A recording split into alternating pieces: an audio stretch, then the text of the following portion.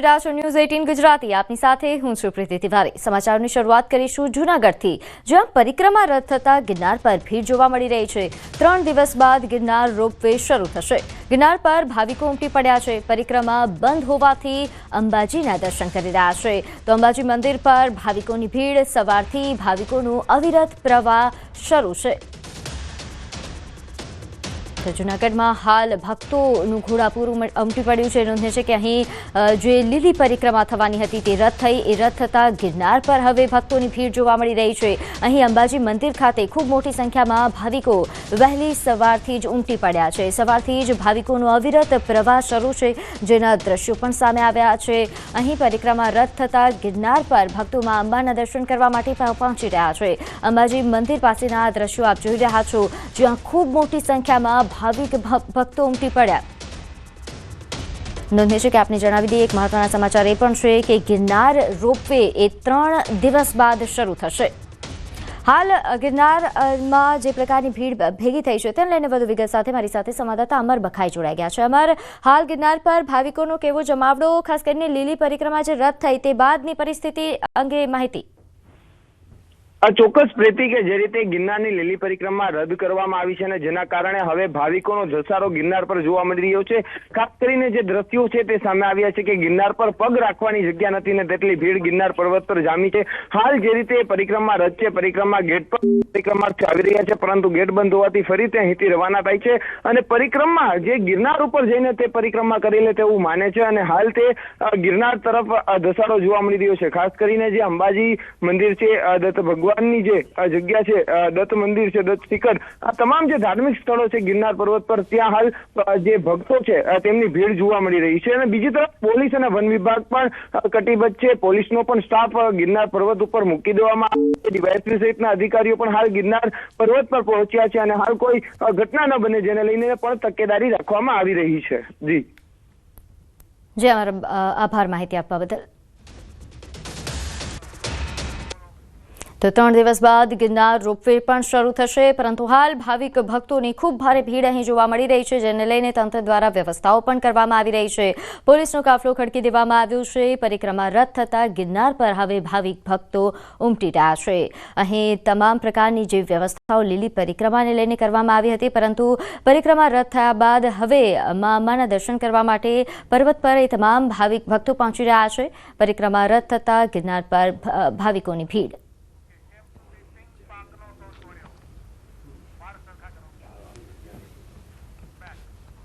હવે વાત એ વરસાદની, જેને પાકનો સોથ વાળ્યો।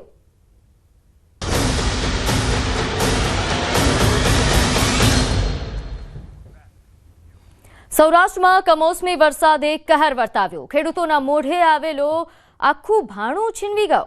માવઠાએ ખેડૂતોને રાતા પાણીએ રડાવ્યા। તૈયાર પાક પર માવઠાએ પાણી ફેરવી નાખ્યું। ગીર સોમનાથ, જૂનાગઢ, રાજકોટ સહિતમાં નુકસાન થયું। હવે કોને કહેવું અને ક્યાં જઈને રડવું? આ હૈયા વરાળ ક્યાં ઠાલવવી? કોના ઉંબરે જઈને દયાની ભીખ માંગવી? કારણ કે જે નહોતું ધાર્યું તે થઈ ગયું। કુદરતે જે નહોતું કરવાનું તે કરી દીધું। હવે ગુજરાતના ખેડૂતો પાસે એવો કોઈ ખભો નથી કે જ્યાં જઈને પોક મૂકીને ખેડૂત રડી શકે।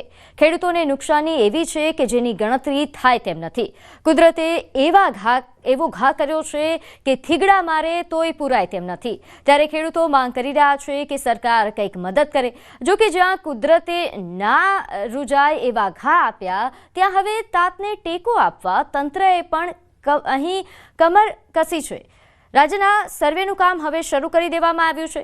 તેમાં ગીર સોમનાથના આ દ્રશ્યો જોઈને તમારી આંખમાંથી આંસુ આવી જશે।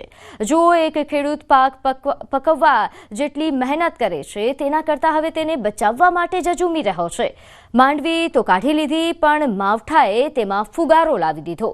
ભેજ આવી ગયો અને જેના કારણે આ પાક બિલકુલ બરબાદ થઈ ગયો।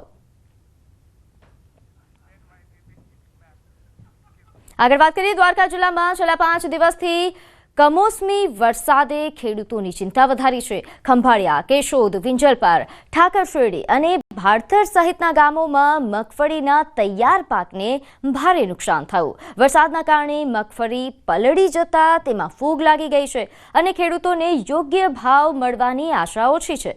ઉપરાંત પશુઓનો ઘાસચારો પણ પલળી ગયો છે. મોંઘા બિયારણ, ખાતર અને મજૂરીના ખર્ચા બાદ પાક નિષ્ફળ જતા ખેડૂતો મુશ્કેલીમાં છે અને સરકાર વહેલી તકે સહાય કરે તેવી માંગ ઉઠી છે.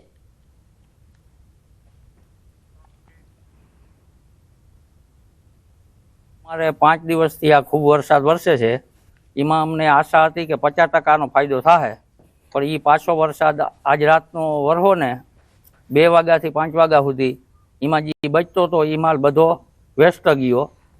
ને અટાણે અમારી પરિસ્થિતિ એવી છે કે 100 રૂપિયાનો માલ લેવો હોય ને તો અમારે વિચાર કરવો પડે. હવે 100 રૂપિયા તો વાવવું હોય ને તો મારા આગળ કોઈ મૂડી મિલકત કાંઈ છે નહીં.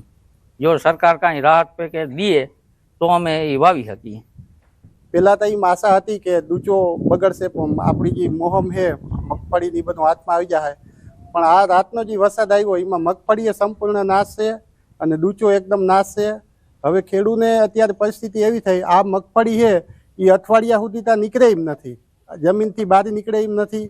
પછી કેવી રીતે વાવેતર કરવું, કેવી રીતે આ મગફળી તૈયાર થયેલ માલ હતો બગડી ગયો, હવે કેવી રીતે ખાતર બિયારણ લેવું, અને કુવામાં પાણી છે છતાંય આપણે આમાં કંઈ કરી ના શકીએ. તો આ મગફળી વેચ્યું તો બીજો પાક લઈ શકે, પણ આ મગફળી જો પલળી ગઈ હોય ને એનો નષ્ટ થઈ ગયો હોય તો એ ખાતર ન લઈ શકે, બિયારણ ન લઈ શકે. ખેડૂત આમાંથી બહાર જ આવી શકે એમ કોઈ હિસાબે આવી શકે એમ નથી. તે પ્રમાણે તમામને વળતર ચૂકવી દે અને બીજા કાંઈ કરવાની જરૂર નથી. અત્યારે જે નુકસાની છે ને, આ અતિવૃષ્ટિ અને આ જે માવઠાની નુકસાની મુજબ ખેડૂતને ખેતરે જઈ સરકાર અને ખરેખર સર્વે કરે, ભલે સર્વે કરે, સર્વે મુજબ કાંઈ વળતર ચૂકવે તો જ ખેડૂત જે અગાઉનો અમારે હવે જે શિયાળુ પાકમાં જે અમારે વાવવાનું છે એ અમે વાવી શકીએ.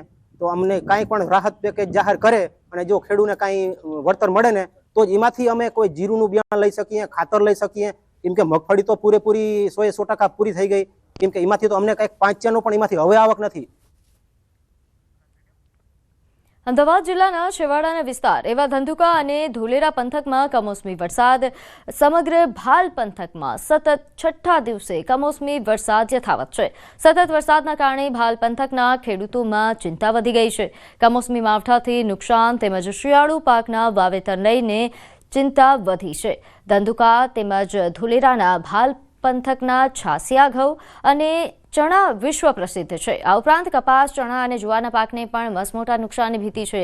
તો હાલ કપાસનો પાક સતત ભેજના કારણે કાળો પડી અંદર જ ઉગી જવા પામ્યો છે. તો ચિત્ર નક્ષત્રના વાવેતર કરાયેલા ચણા અને જુવારના પાકને પણ માવઠાનો માર અસર કરી ગયો છે. ધંધુકા શહેર સહિત ધંધુકા તાલુકાના તગડી, ભલગામડા, આકરુ, જિંજર, પડાણા, વાસણા તેમજ કોટડા અને છારોડિયા, જાડિયા, રાયકા, રોજકા, કોઠડિયા સહિત સમગ્ર તાલુકા પંથકમાં વરસાદ છે.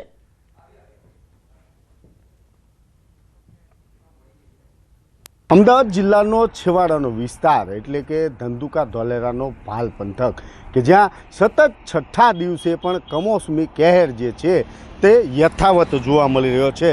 ધંધુકા અને ધોલેરા પંથકની જો વાત કરવામાં આવે તો અહીંના ખેતરો જે છે તે બેટમાં ફેરવાયા હોય તેવી સ્થિતિનું નિર્માણ થયું છે. આપ જે દ્રશ્ય જોઈ રહ્યા છો તે ખેતરો છે, ના કે કોઈ નદી કે તળાવ, પરંતુ ખેતરો છે જેમાં ક્યાંક કપાસના પાકનું વાવેતર છે તો ક્યાંક ચણાના પાકનું વાવેતર છે.